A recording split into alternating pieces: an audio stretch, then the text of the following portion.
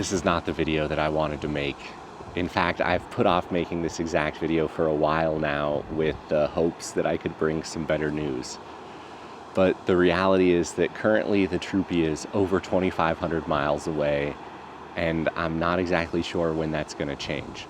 It was right before Christmas as I was making my way out of Alaska on the Alcan with a pretty firm understanding of just how dangerous this road can be doing it in the middle of winter. In snowy, icy conditions, it is so important to drive for the conditions.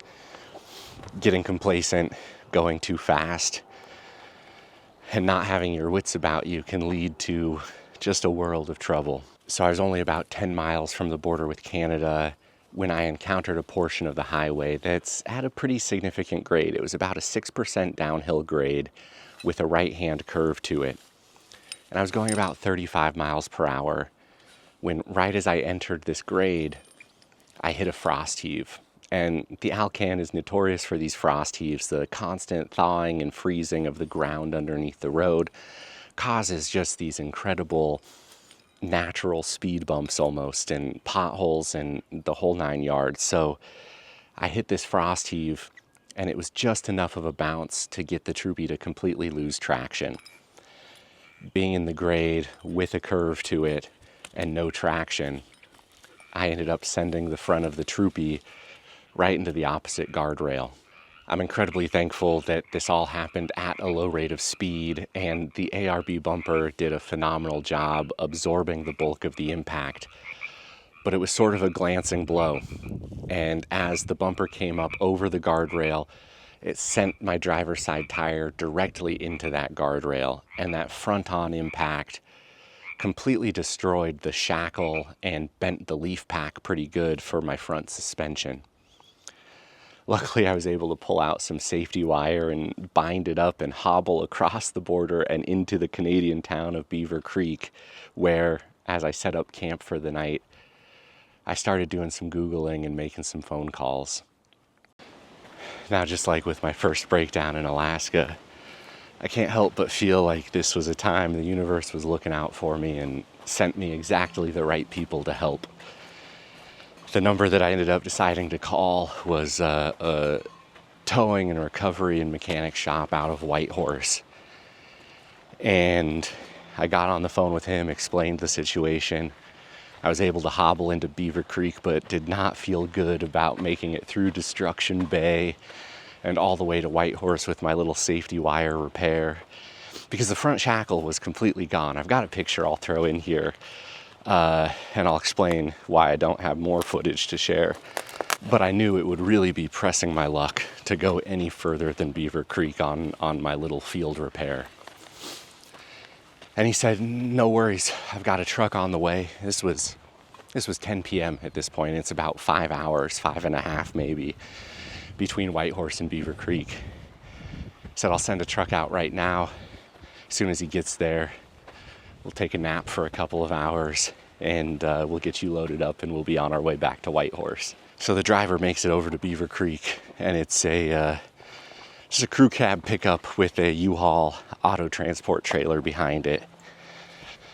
Around 6 a.m., we get the troopy loaded up onto the trailer, which I think at this point it was about -35 in Beaver Creek, and we were trying to cold start the truck. And it wasn't going very well at all. Ended up losing my starter, sent sparks out.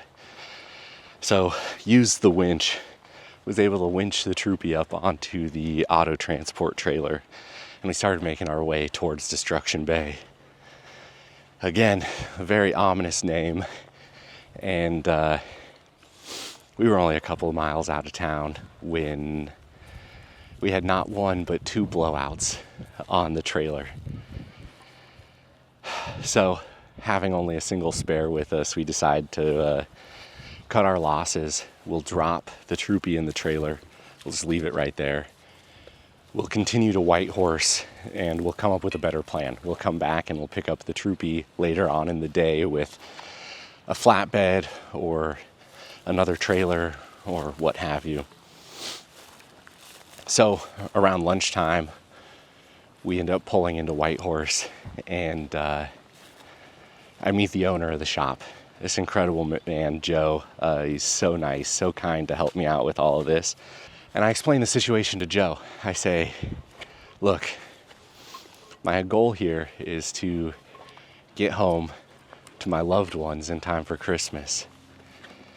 And it's the 18th, December 18th at this point. And he says, give me a couple hours to come up with a plan, but I'm going to make sure you get home for Christmas. I'm looking at flight options, and unfortunately it's ruled out pretty immediately because Canada Air won't accept pets. I've got to bring Bandit with me, but in the middle of winter it's unsafe. It's too cold to fly with pets on the types of planes that they have there in Whitehorse. So I let him know. I say, hey, I would have just flown out, but a flight isn't really an option at this point. And he says, don't worry about it. I've got a plan. I'll be at your hotel at 8 a.m. And I say, all right, sounds good. So sure enough, Joe shows up at my hotel 8 a.m. the next morning in a brand new Range Rover Discovery, and says that he's worked out this plan with folks he knows up in Whitehorse that want to go down to the States and have their vehicle with them, but don't want to do the drive. We're going to load up on the ferry, get the truck down. I can use it over Christmas, over New Year's, and at some point when they're ready to come down to the States, I'll get a call and they'll tell me where to meet them. The only hitch in this plan is that the ferry leaves this afternoon. Haines is about 4 hours away from Whitehorse. The truck is about 5 hours away from Whitehorse. And at Haines Junction, they're in two opposite directions. 2 hours from Haines Junction to Haines going south, 2 hours from Haines Junction going north to get to the Troopy up in Beaver Creek. So with the timeline that we're on to make this ferry and make it home by Christmas, there's no way I can get back to the Troopy. So all I have is the overnight bag that I packed for me, the overnight bag that I packed for Bandit, and everything else is in the Troopy. And Joe says, we're going to go get the truck. We're going to bring it back here. All of your stuff is in good hands. We'll winterize it. We'll figure out everything that needs to get done. We'll get the parts ordered. You go enjoy the holidays with your loved ones, and we'll take care of it from here. And I can't even begin to explain how good it feels to meet someone and instantly have this connection, this level of trust. For him to go out of his way, put these plans in motion for me, really means a ton. And for me to know almost implicitly that I can trust him with really what is my livelihood and my house on wheels, and know that he's competent and his team is competent and they're going to get me taken care of, is a really, really great feeling. It left me with a sense of peace about the whole situation that had otherwise been pretty hectic. So Bandit and I get over to Haines. We're on the ferry. Sure enough, we make it home on Christmas Eve and are able to spend the holidays with friends and family and people we love. And that's all well and good, except for getting the replacement parts for the Troopy has been longer and harder than what any of us ever expected. Replacing the leaf pack and the shackle doesn't seem like a hard thing at first thought, but parts are back ordered from Dobinson's. There's a lead time.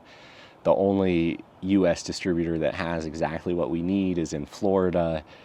Getting parts from Florida up to Whitehorse with the crazy weather we've been having across North America over the last month or so has just really slowed things down. In my mind, it had sort of been like, cool, we'll go do the holidays and I'll come back up to Whitehorse around the end of January, get the Troopy, and start heading south immediately.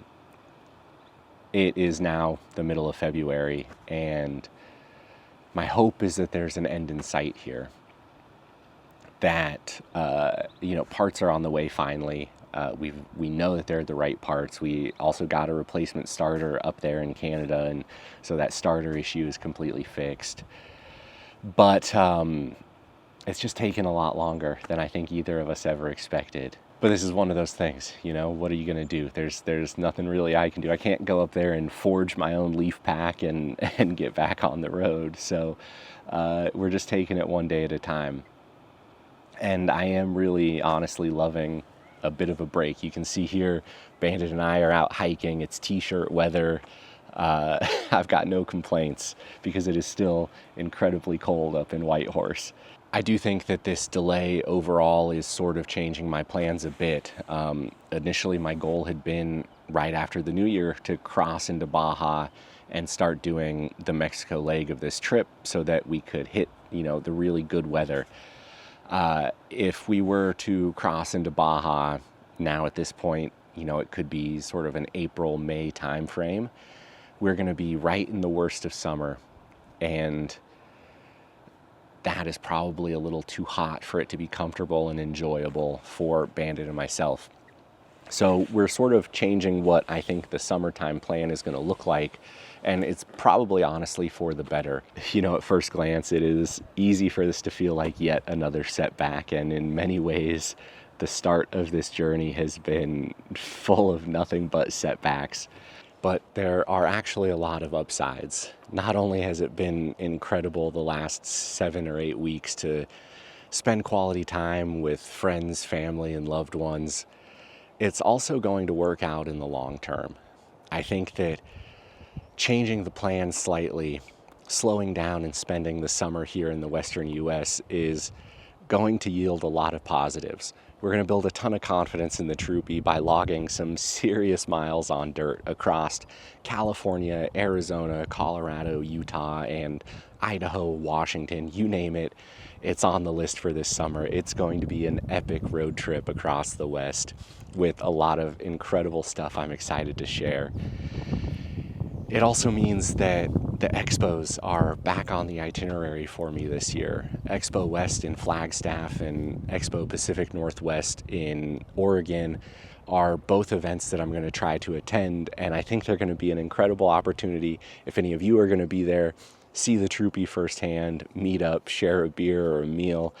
It's going to be a lot of fun. We're also going to be able to take the opportunity of having a home base to make some upgrades and modifications to the troopy.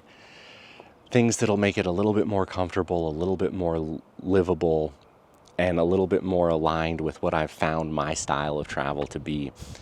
So there's a lot of good stuff in the works. So I'll continue to update you all as I know more. I'm really hoping that the end is in sight here, and we'll be back up in Canada with the troopy here in a couple of weeks, I think is the current estimated timeline. So as always, I appreciate you being here and following along, and I'm hoping the next one will bring better news.